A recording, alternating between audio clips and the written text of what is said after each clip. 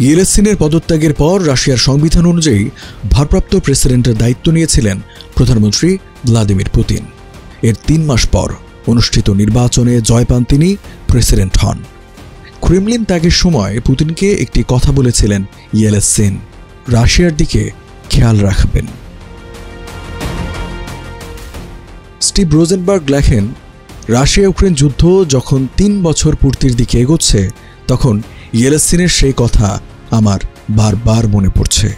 কারণ এই যুদ্ধের কারণে ইউক্রেনে ধ্বংসাত্মক প্রভাব পড়েছে, বিপুল সংখ্যক মানুষের মৃত্যু হয়েছে, দেশটির প্রায় ২০% এলাকা দখল করে নিয়েছে রাশিয়া, আর ১ কোটির বেশি ইউক্রেনীয় বাস্তুচ্যুত হয়েছেন।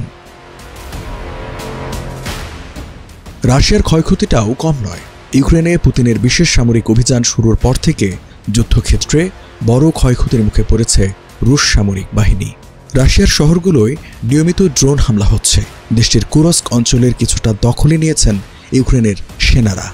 বড় কথা হলো, রাশিয়ার জনগণের ওপর সরকারের দমন-পীড়ন বেড়েছে। ২৫ বছর আগে পুতিন যখন প্রথম ক্ষমতায় বসেছিলেন তখন থেকে তাকে নিয়ে প্রতিবেদন করার কথা উল্লেখ করে স্টিভ রোজেনবার্গ লেখেন।